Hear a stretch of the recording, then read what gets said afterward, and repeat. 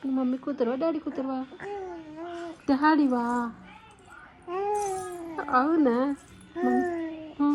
Mummy కూతురు కావా?